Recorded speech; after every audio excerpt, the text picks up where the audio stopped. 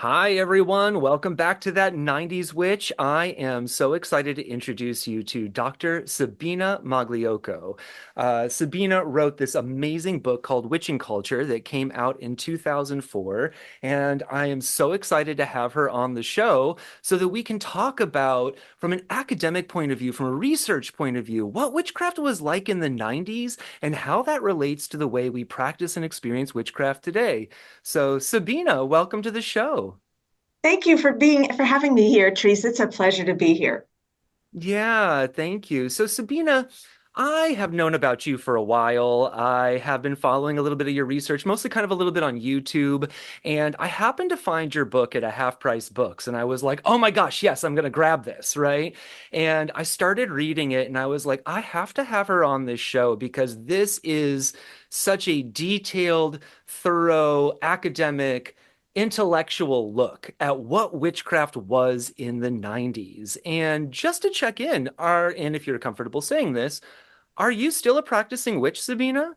I am still a practicing witch. I had a coven for over 10 years in Los Angeles, and I've been up here in Vancouver, BC, since 2017, and I have a coven here as well. So, yes. Well, fantastic. And sending love to all your people in Los Angeles and everybody who's in Los Yeah, Angeles. yeah. Yeah. Really tough time for so many of my friends and contacts down there. Oh, I can only imagine. I can only imagine. So let's just get right into it a little bit, Sabina. What was it like discovering witchcraft in the 90s? Can you tell us a little bit about that story? What was it like? Well, I came to witchcraft academically first. So my initial work was in Sardinia, an island off the coast of Italy, and I looked at traditional religious festivals, the impact of tourism and globalization, and huge socioeconomic changes over the course of the 20th century. And among other things, I looked at the role of women in festival organization and how that also catapulted certain women into a political career. So I was interested in the relationship between um, ritual, gender, politics, service to the community, public performances, all of these kinds of things. And towards the end of the 80s, beginning of the 90s, there were changes in my field communities in Sardinia and changes in my own life that made it difficult for me to go back. Hmm. So I started looking locally for other contexts in which I could study some of these things. Now, at the time, I was teaching as a visiting professor at the University of Wisconsin-Madison, and I happened to come across some articles about Selena Fox. I was teaching a course that I still teach called The Supernatural in the Modern World, and Selena, which was now it's a huge course. I have 200 in that course, but at the time as I was teaching it in Madison, it was small. And Selena invited me and my students to go to Circle Sanctuary for an Earth Day ritual, I think. So we Hmm. rented a van from the university and we drove out there on the weekend. It wasn't everybody in the class, but it was a group of students. And thought, well, this is a context in which I can look at a lot of the same issues: politics, public performance, changing people's minds about a particular political issue, in this case, ecology. And we were just beginning to be aware of global climate change at the time. But in any case, our relationship to the earth and gender and, all of that stuff. And I thought, well, this is a context in which I can continue to explore these issues. And it's local, it's right here. And the rest, as they say, is history. Yeah, wow. And so I love that. I noticed that in your book that you were studying those things in Sardinia, in Italy, and then ended up in San Francisco and realized that Right. your subject matter was taking place in this burgeoning religious movement called neo-paganism. Right, exactly. So, this was a period in my life where I had a series of temporary positions. And after some years at Wisconsin, I moved on. I was a visiting professor at UC Berkeley at the time in the Department of Anthropology. And that's when I was living in the Bay Area. And that's when I really started to get into the movement much more deeply. I got in touch with a local Gardnerian coven, Coven Trismegiston, run by, there were a lot of academic people in that coven, or para-academic people. And so it was a good fit for me because people were interested in the origins of things. People were interested in, um, why we do these things, and reconnecting to the history of the things that we do. And so, yeah, I started attending meetings, the meetings of Tristan. I became initiated. And of course, in the Bay Area at the time, people were cross initiated. So Hmm. I didn't just, go to Gardnerian things. I got invited to Narug things. I was very active at reclaiming events. There were multiple overlapping neo-pagan traditions, and I got exposed to all of them because all these people were, it was kind of a rotating cast of characters. People had cross initiations and they had friends, and everybody was very kind and welcoming. So that's kind of the context in which I then received a Guggenheim Fellowship, which allowed me to spend a year in Berkeley doing the research for the book that became Witching Culture. Were you already initiated when you got that grant? Were you already practicing? I'm trying to remember the sequence of events. So I was initiated in 1996. I got the Guggenheim in 1996, but I would have had to apply the year before. So I'm not exactly sure anymore about that sequence of events. I would Sounds have kind to of go parallel to me, though, that they were parallel. kind of Yeah, happening at the same at the time. same time, because I know that to write the application for the funding, I had to have an established field site. I had to say, Ah. I'm here. I have people who are willing to work with me. I have the permits. I have, this and that and the other. So I might not have been initiated at the time I put in the grant, but I was certainly attending um, rituals and learning because Trismegiston was a teaching coven. So I was attending almost every week at that point. Yeah. Yeah. That connects over to one of the things that I marked in your book as seeming especially relevant to me is that you mentioned a few times in there that ritual was really the unifying center of a lot of neo-paganism, and particularly Wicca and modern witchcraft, and that ritual was really the center of that. And it is the art form of Wicca, of neo-paganism, Yeah. that was the way that we were cultivating authenticity. Yes. I mean, I still think that ritual is the glue that binds all of the neo pagan movements together. These are not religions of belief, as I and many other scholars have said. We don't recognize one another through our beliefs because in any one coven, you can have a range of attitudes from atheism, and I'm just doing this because it's satisfying to me psychologically and spiritually, all the way to people who are devotional polytheists and absolutely believe in the reality of each goddess and god and in the individuality of each goddess and god, in their ability to have a relationship with these other than human beings and in these other than human beings to affect our lives very personally. So you've got this whole range of belief. And I don't know if you've read any of my other writings on belief. I really problematize the whole notion of belief and the way it's been treated academically, especially by anthropologists. Folklorists have done a slightly better job in the West. I think it's tainted by a Christocentrism that pervades our Mhm. culture and that confuses belief with faith. Whereas I argue that belief is fluid, that it's emergent and it's contextual. So, for example, in the context of ritual, everybody in the coven might actually be believing that in that moment the priestess is embodying Macha, is embodying Nyx, is embodying, I mean, you name it, whomever she is embodying, and that, something that happens is divinely influenced or magically inspired or something like that. Then, you get outside of ritual and you start to pick it apart, and then you're going to have different perspectives. on what happened, Interpretations of what happened in that interpretations of ritual. what happened, of why it happened. But in that moment, everybody is on the same page. So, yes, I do believe that ritual is the glue that binds all these movements together, even still, even now that we are much more atomized, I think, than we were in the 90s. Um, and I think that ritual, I mean, one of the first great ritualists that I interviewed way back in, I guess it was the early 90s, back in Wisconsin, was Stephen Posh Oh, of the yes. Minnesota Coven Pro Dea, one of the greatest living neo-pagan ritualists in North America today.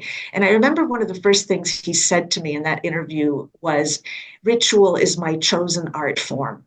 And I Mm. thought, aha, what a wonderful thing to say. And then we spent an hour really exploring what that meant to him.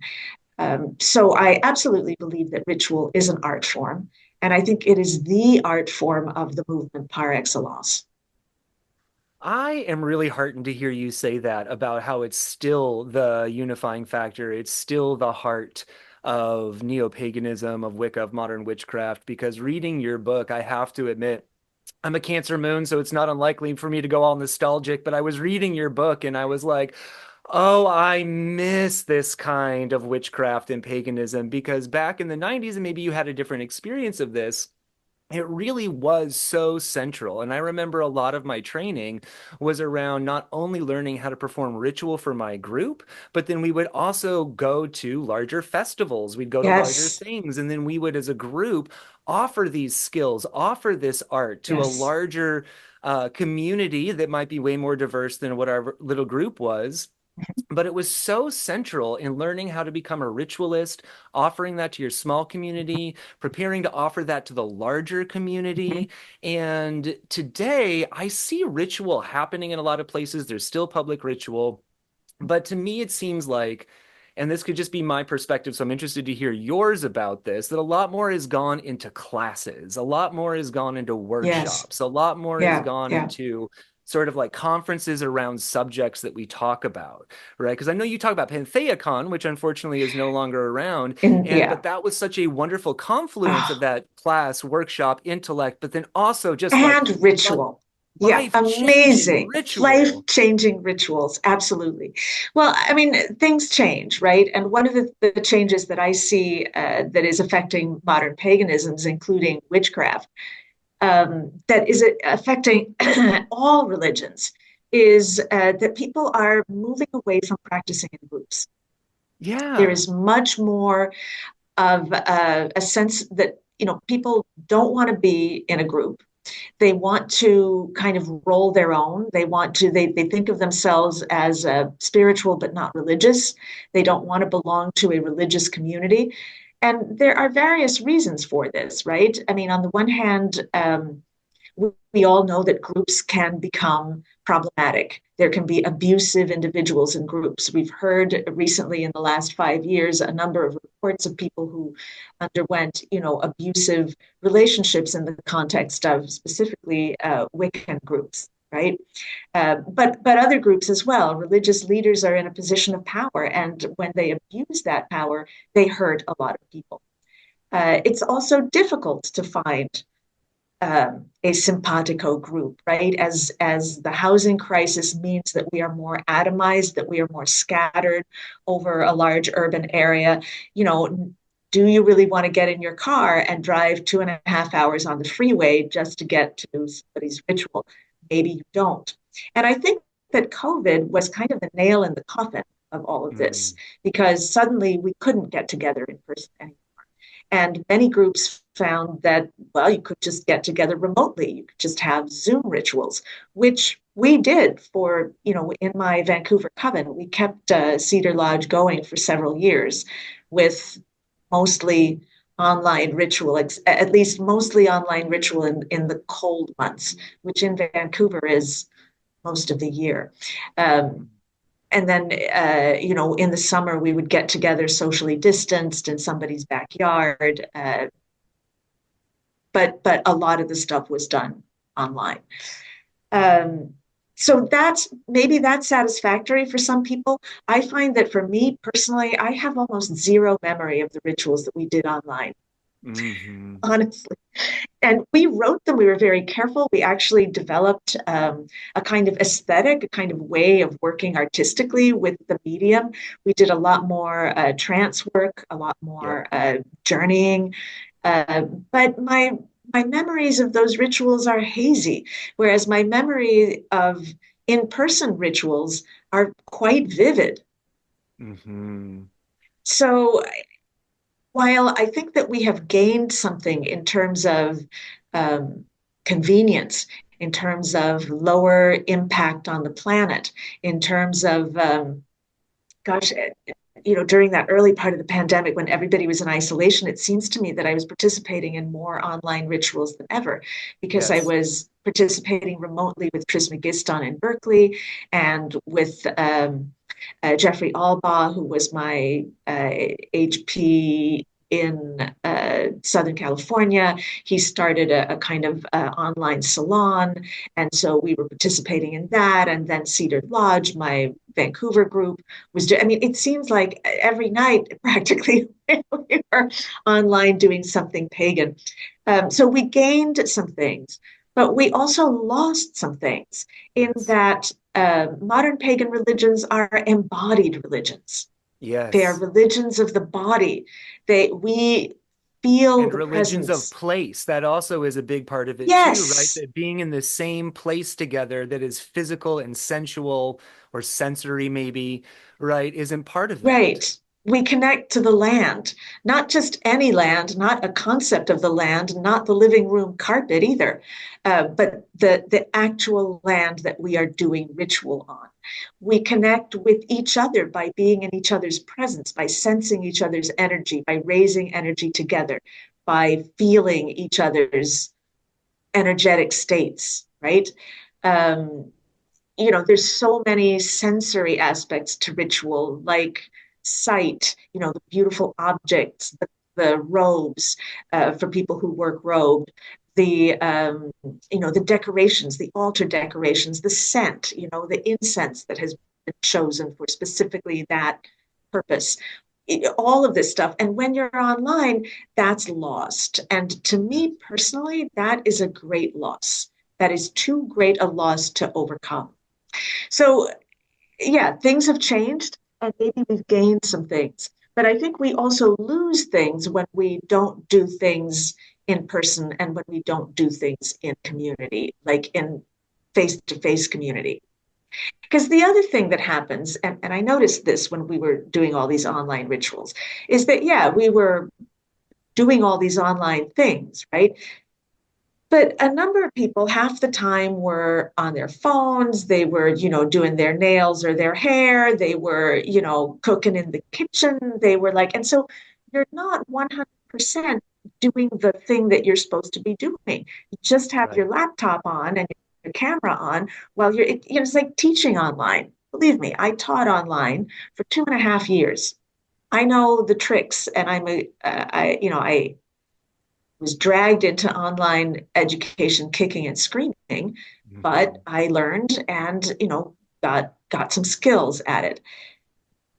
But holy goddess, just, you know, the difference between looking at a laptop screen full of blank screens with just people's names on them, or, they've got their screen on, but they're in bed, they're getting dressed, they're, whatever they're doing.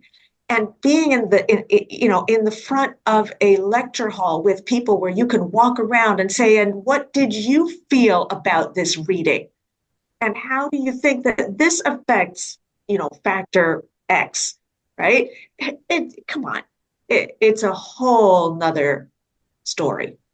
Whole other story. And I can relate to that very deeply. I also started working with online groups over the pandemic, and I was actually a part of a group that lasted for about 2.5 years. And we most of us never even met each other in person. Uh-huh. Okay. But yet we connected and we kept meeting and we formed real bonds. We had powerful experiences. And so it can happen, it can work. And that was Yes. also a growth edge for me too, because I didn't think it could, right? And I didn't think Right, that it would right. have really any sort of effect near like what we were hoping for. But it did. It was different, but it did. And as much as I learned through that, and like I've said in a previous show, that, the internet's given us so much more, but it can't replace what it doesn't replace. That's right. And it really, in that, even though it was online, highlighted for me, as I think most people are becoming more and more aware of since the pandemic, it really highlighted for me the importance of meeting in groups, whether they're Yes. online, whether they're on person, having a group, having people whose faces and names and lives that you know that can support you and support each other and connect around the things that are most meaningful and important for you. And Yeah. so that really dovetails into another piece of your book and your research with ritual and in-person community and all of these things is ecstasy. And I really wanted to talk about ecstasy because that was also something that I remember from back in my early training days in the 90s and early 2000s was that, and you wrote about several instances of like this in your book, but where rituals were like, oh my God, this is Mhm. real. This is Yeah. happening. Something is happening right now. That person is not that person anymore. They have aspected, they have become possessed by this deity. It is so clear here. Or even just, I have so many memories of being in circle, even in somebody's living room. But then Hmm. by the time that circle was over, my memory was like I was in an entirely different world Yeah. that didn't even look like that living room anymore. And it was like plopped right back into mundania, but I was someplace else with everybody else, right? And Yeah. I wonder if ecstasy, and maybe you could define that a little bit for everybody listening and Mhm. watching too, but I remember ecstasy, that direct, personal, embodied encounter of the numinous, of the divine, of magic was something that was the goal of ritual. It wasn't just to do ritual for ritual's sake. We weren't just doing ritual because you're supposed to do ritual on Beltane and that's just what we do and let's get back to the party, right? Like it was about more, It was, it was yeah. more, yeah, it was real. I don't have a better way to describe it other than that, but it was real. Does that make sense? Yeah, absolutely. One of my interlocutors told me, and I think I talked about it in Witching Culture. They called it the juice of ritual, right? The Okay. juice. That's what makes ritual juicy.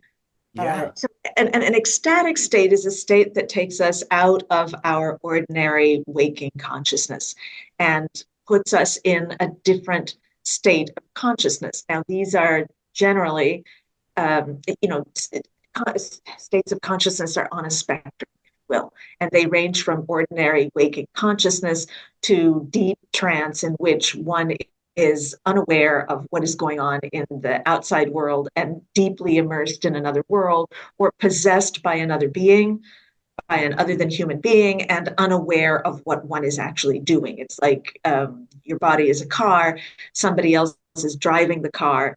There are various aspect states, right? Where you might be in the front seat watching the other entity drive, you might be in the back seat, you might be asleep in the back seat, and you have no idea what the car is doing or where the driver is taking you. So Hmm. all of those are part of our ecstatic states. But certainly in the witchcraft and the neo-pagan religions that I spent time in the 90s and that I continue to spend time in, that is um, if it's not the main goal of ritual, it is certainly a goal of ritual. Mm-hmm. It is something to aspire to.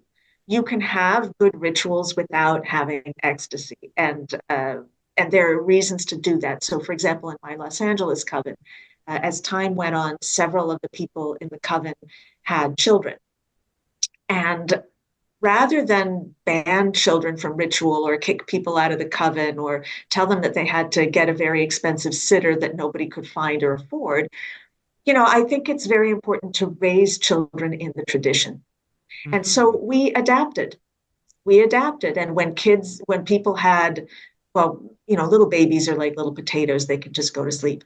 But toddlers, when they had toddlers, well, we changed the rituals so that they were less ecstatic. right? Hmm. So that there were things for the toddlers to do. As the kids got a little bit older, the things that they got to do were a little bit more involved, right? You give them little jobs, you get, and this is how you raise another generation of witches, of pagans, of people who are imbued with this system of values. So I don't want to devalue ritual that isn't ecstatic, because if you do have a couple of toddlers running around, you can't have everybody in an altered state of consciousness. But during those times when you can have altered states of consciousness, that's kind of the goal, right? Yes.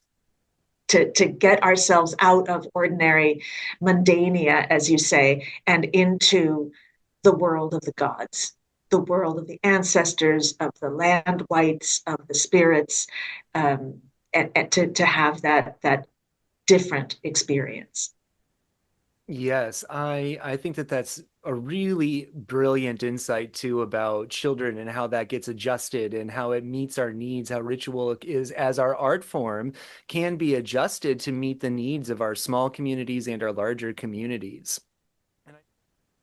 And so adjusting ritual as our art form to serve our communities, it really made me think over how, I was a part of this larger pagan festival here in Texas for a long time. And one of the things that I kept trying to jumpstart for it, it had a big split that happened around 2003. It had grown to be very large, and it had this big split that happened around 2003, and it took a long time. I'm not sure it ever really totally recovered from it, to be perfectly honest. But one of the things that I noticed that kept see what's the word that I'm looking for, that kept seeming to like devolve a little bit. What were the ritual? Was the ritual aspect of this, or going to a number of public pagan rituals, whether it's for Pagan Pride Day or another type of ritual, open ritual, that it seemed like those ritual skills were being less and less focused on as skills, and people were learning less and less on how to actually perform ritual for people that wasn't maybe perfunctory or what's the word maybe I'm looking for, is just it felt like to me that the focus was starting to move away from ritual and more to Mm-hmm. subjects, away from ritual and more Mm-hmm. to specific niche topics, right? That people just wanted to talk about, and that ritual seemed to be more and more of this growth edge for people, particularly in a public setting, that I could Mm-hmm. see felt hard for people to move into. And I think it had a lot to do with what you were talking about earlier, with the nebulous definition of belief and the way it's been kind of taken over by a Christian-centric idea of faith. That I don't know what, and so I'm curious about your perspective on this, because to me, I saw ritual declining over the years, really after since like 2003 on a broader sort of scale, Mm-hmm. and it moving.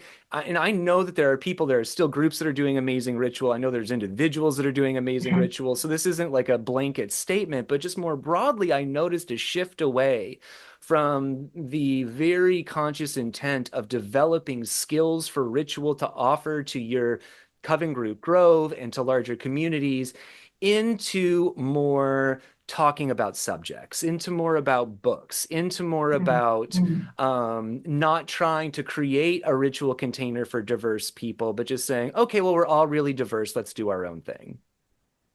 Yeah, and again, I think that this connects to this broader trend that cross-cuts, that goes across all religions, where people are moving away from feeling the need to be part of a spiritual community and moving towards a kind of individualized, roll your own kind of spirituality. And I think there's a couple of things going on here. I think one of the things is that if you do ritual in community, if you are in community in any way, that requires compromise. And compromise is hard.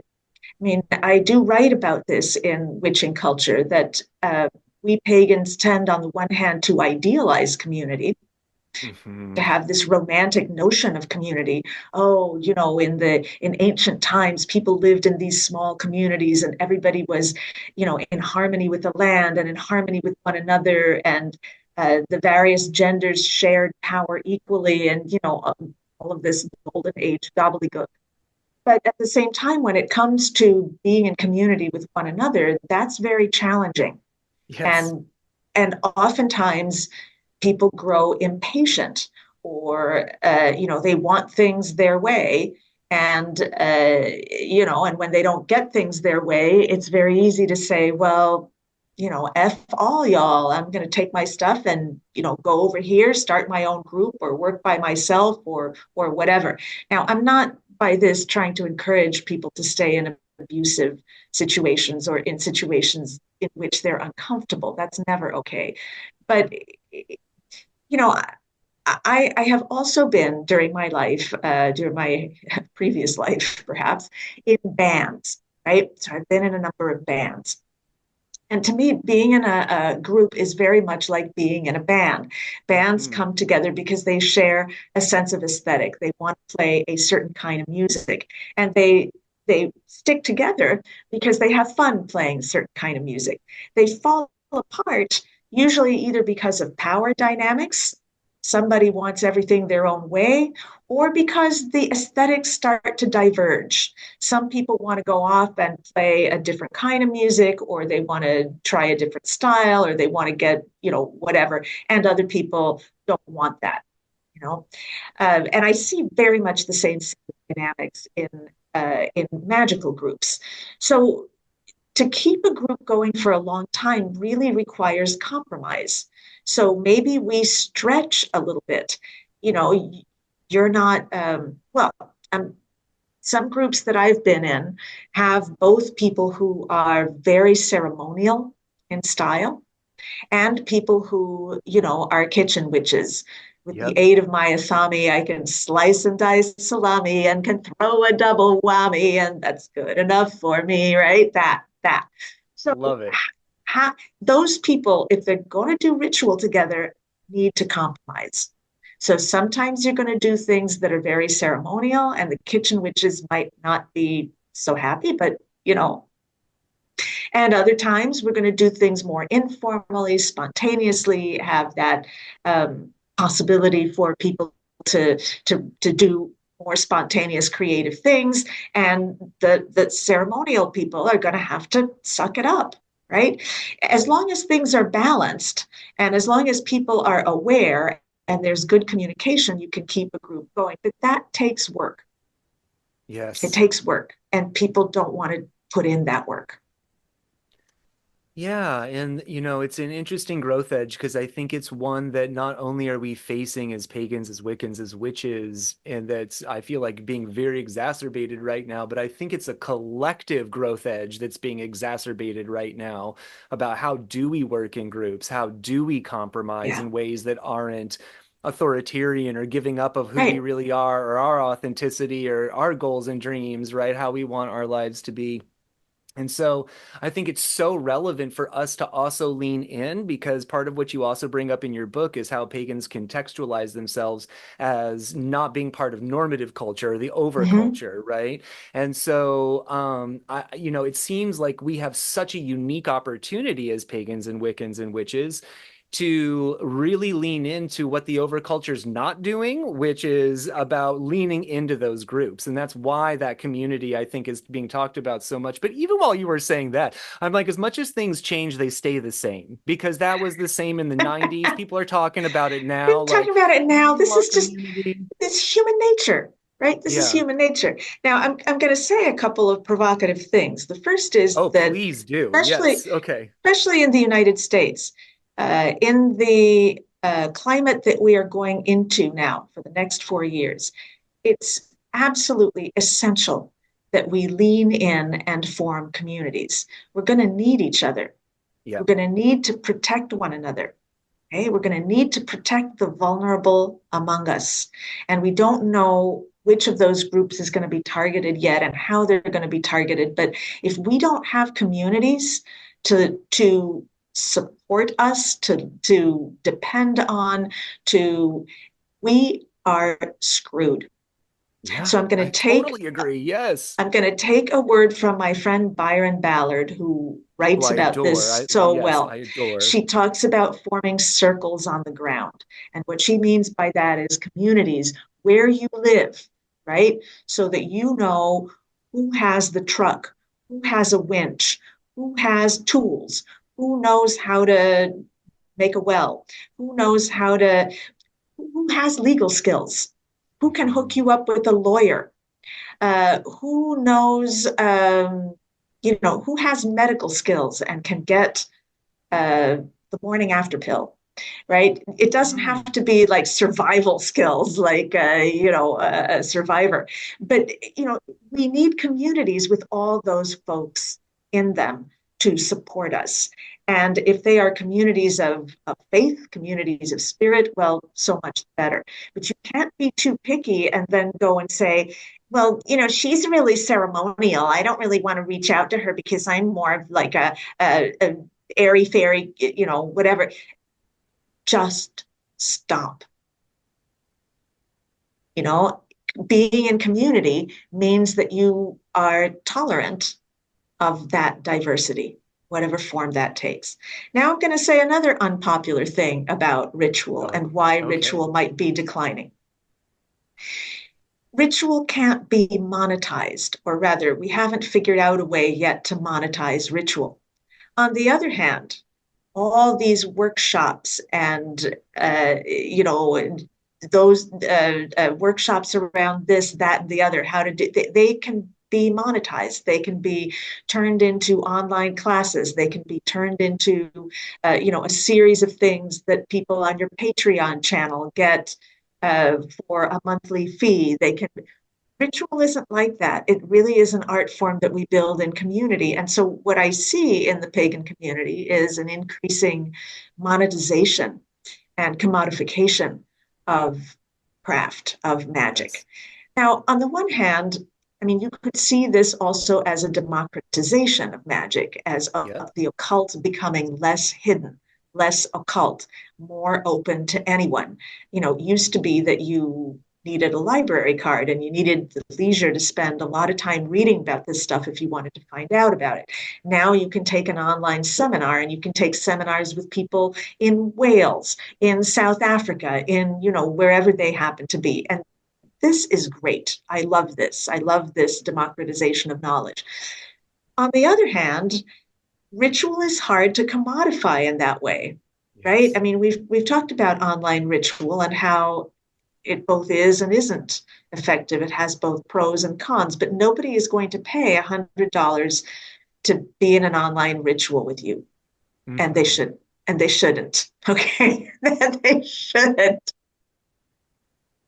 Yeah, we So, talked about that quite a bit on this show too, is the influence, we've always, commerce was always a foundation, right? I mean, always whether it part was of, yeah, for the shops where people met, right? right, Or and right. how where all this got started in the United States and even over in England. It was like shops, it was bookstores, it was these sorts of things that were forming a foundation for the community, but they were working together in this way that I was seeing as like commerce was the foundation, then community was built on top of those physical foundations, and then there was our religious or spiritual co-creation. And with those three things sort of resting on top of each other, are really starting maybe even around like the 70s and maybe even moving into the 80s. And then it just blew up. It started growing and growing and growing and growing. And then it feels to me like these three sections have been removed from each other. Sometimes they're still together, sometimes they're Mm, together in other ways, but it seems like they've been removed from each other.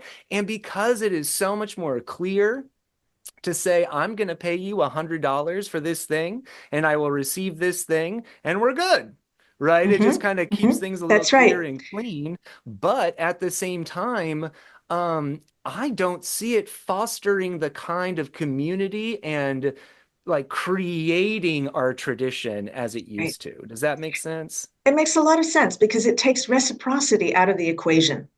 So Oh, brilliant. Yes, if exactly. I pay you $100 for a workshop, then I've got that knowledge and, okay, I've got that knowledge. But as you say, that is clean. That's a clean exchange. We can each walk away from it and that's fine. But if we're in community together, we have an ongoing reciprocal relationship. We have these bonds of obligation in a sense towards each other. And those are a lot more complicated to negotiate. Yeah. So people, we're getting right back into, what does it mean to be a community? It requires patience. It requires tolerance. It requires care. It requires, um, you don't just pack up your tarot cards and walk away because F you, it's my way or the highway. Yeah. And Have some more I think, tolerance around that. yeah, as a culture, we are moving away from being willing to do that across the board, not just in Yes. neo-paganism, not Correct. just in Wicca, not just in craft. I see this. There's an article in the Atlantic currently on how we are more and more atomized and how this actually feeds into a crisis of anxiety and depression and lack of self-esteem. I see it with my students. I've never had to deal with so many students who have issues with anxiety and imposter syndrome and low self-esteem and depression as I have in the last 5 years since the pandemic.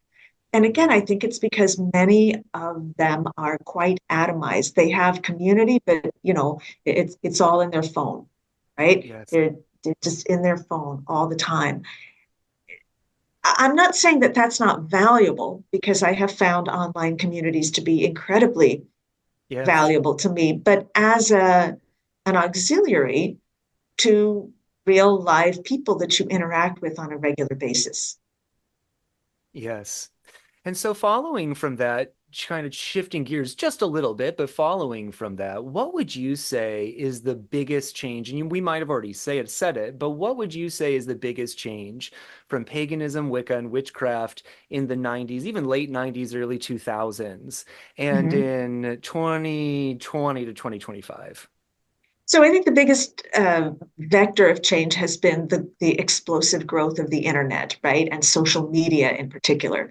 Of course, the internet existed already in the 90s, but it was limited to email and a few chat groups. I think you mentioned AOL chat groups and things like that. I wasn't on any of those at the time, but it was fairly limited. Groups had websites, things were beginning to be online. But I think the explosion of social media from about 2007, 2008 onward has really changed the nature of the community. It's made it both bigger in that, my social media networks include witches and pagans from all over the world now, as well as people from my other field communities in Italy and Cornwall. And yeah, it's for someone like me who has moved as much as I have and who has worked in so many different communities as a researcher.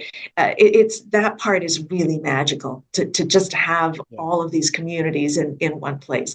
On the other hand, I think that it's drawn people away from the value of having a face-to-face community, of having that community on the ground. And I think that we need to recognize that we have a need for balance. Yes, it's great to be part of a networked global community, but at the same time, we also need local communities, and local communities require that social interaction. They require reciprocity. They require patience.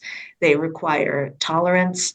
Um, all of those things that I've been talking about all along. Compromise. They require compromise. All those things. Um, and of course, I think the other thing is with social media, the growth of individual influencers, right? Yes. Pagan teachers have always existed, and there have always been, as you say, classes in bookstores where you could go and learn skills like reading tarot or whatever other skills were being taught through those bookstores.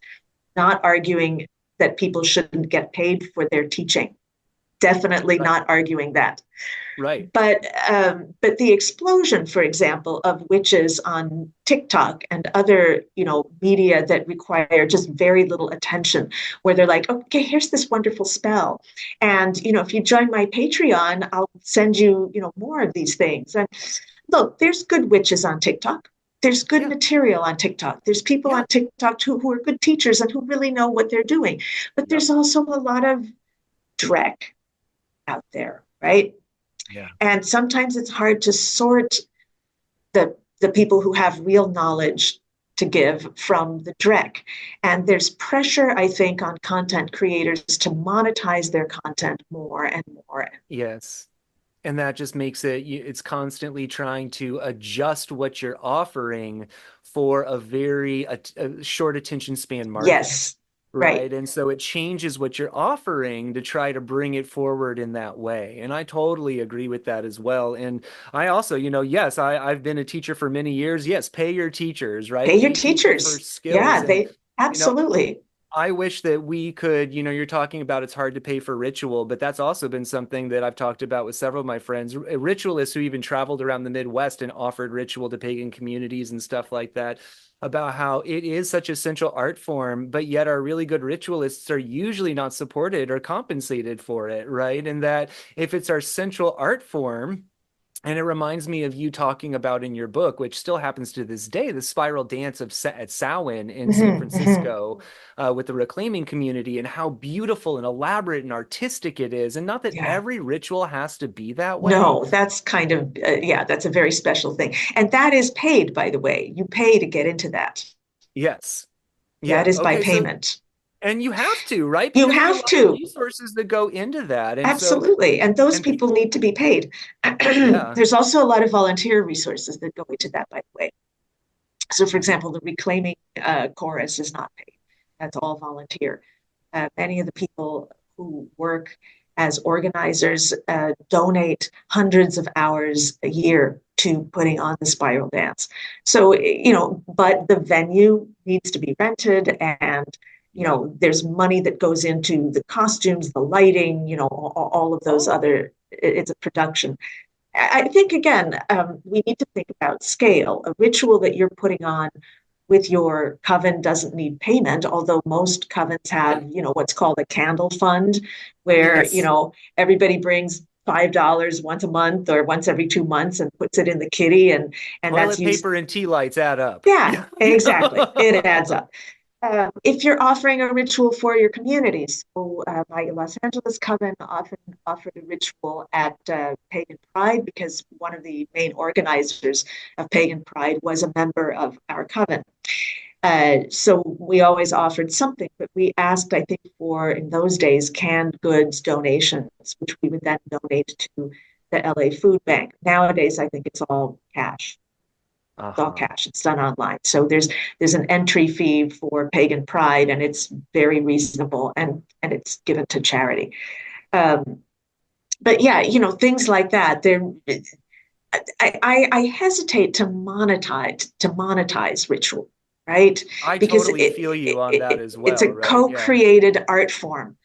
But um, yeah, ritual skills workshops and certain rituals that require the rental of a venue and things like that. Yeah, absolutely. We need to be paying for that stuff. Yeah, in our artists, I think our artists are so, key, especially as a burgeoning culture, right? As much as we Mm, might look back at other cultures or have our own narratives and stories for where we came from, we're a burgeoning culture still even in 2025, right? Like we're not right. established yet, I don't think, right, as a culture. And so what is the heart of culture? It's art. And if our central art form is ritual, then maybe we look at that a little bit more, right? And then the same thing with our artists in general. Um, and I think that there's a lot that could be said about that, but it is something that I noticed in your book is that if it's our central art form, it's interesting that those artists are usually less compensated, less supported than maybe somebody making a beautiful painting or a beautiful Hmm, tarot hmm, bag, or which are mm, also wonderful, right? But those are also right. different from uh, people Look, who have the skills to put on a ritual that changes your life. yeah. I'm not going to argue against that because, as I said before, I believe in paying artists. But I'm gonna introduce another argument. I'm going to speak now Okay. as a folklorist. Folklore is traditional expressive culture. And it used to be that everybody in a community did some kind of expressive art form, right? Whether you made baskets or whether you baked or whether you uh, made chairs or helped people put up barns or quilted or, whatever it was. Even if you cooked, that was your everyday art form. And nobody was compensated for those things. Right. This was part of everyday life. I think of ritual in that way. Yes, it is an art form, but it is an art form to which all of us can contribute, that Yeah. all of us can do. Yes, some some people truly are experts, right? And they deserve some kind of recognition, maybe some kind of compensation. I mean, I don't know. The same way that if you were going to have a barn dance, you would pay the fiddlers, you'd pay the people to come and fiddle at the barn dance, right? But at the same time, if people were gathering on your front porch for a jam session, that's not for money. No. That's something that everybody can contribute to. And even if you're just learning to play the banjo, or even if all you can do is sing, you're welcome. Come on in.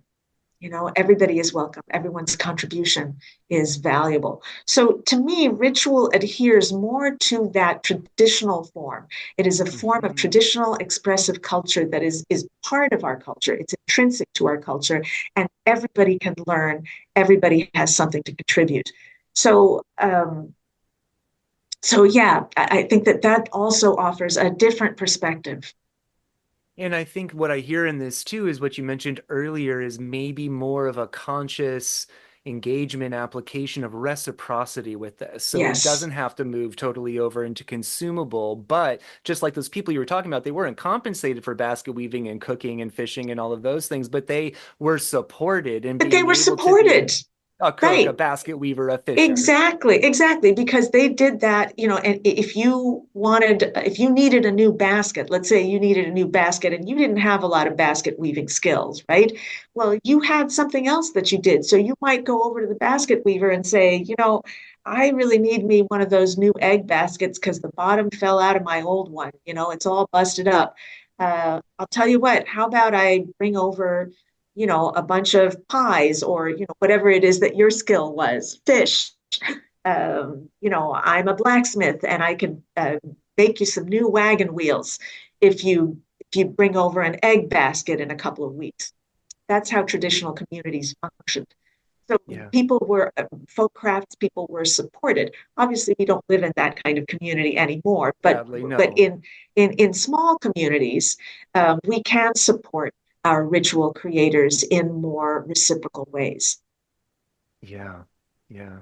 So, Sabina, before we go, I do want to kind of veer a little bit. And I know you said you didn't have a lot of experience with this, but I do want to still ask you, did you Okay. have any favorite form of witchy pop culture or media from the 90's, whether it was a movie, a show, your I'm favorite trying to Lilith Fair remember. artist, anything like that? I'm trying to remember. 90s. See, a lot of my favorite witchy songs really are from the 70s because Oh, I'm, okay. you know, I'm older, right? So the Eagles' Witchy Woman, Fleetwood Mac's Rhiannon, just about anything by Stevie Nicks. Those were the things that I grew up with thinking that they were witchy.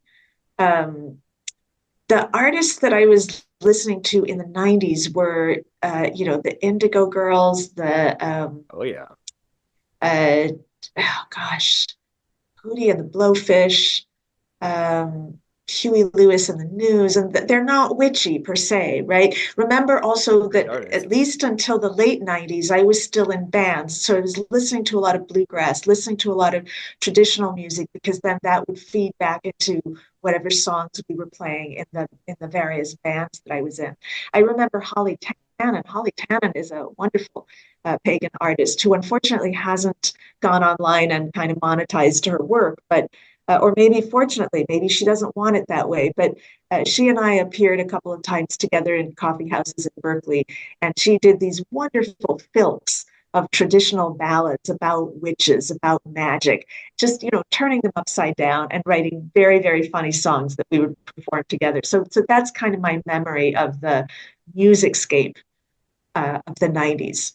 That's great. Everybody check out Holly Tannen. I know I'm going to. I'm so curious about if any of that's accessible online. That's a good gem. So thank you for adding that, Yeah, Sabina. her CD, The Rime of the Ancient Matriarch, is absolute pagan gold. Oh my gosh, I cannot wait. I can't wait to go look that up. Sabina, thank you so much for joining me here on the show today and talking with me about your book, Witching Culture, and about how these wild worlds of pagan, there it is, witching culture. And I showed Sabina before we got on that I did read it cover to cover and made lots of notations. There is some good stuff in that book. Similar to Stevie Nicks, it's a little timeless, okay? You can talk about Stevie Thank Nicks being you. your favorites, but that kind Stevie Nicks is still popular, right? She's still Rhiannon is still the absolutely. witchy anthem in so She's many ways. yes, And so yes. check out Witching Culture, please, everybody. You will not regret it. It is timeless. It is still very relevant to what we are experiencing and developing today. And Sabina, I am again so grateful for you to come on, and I hope to have you on again sometime.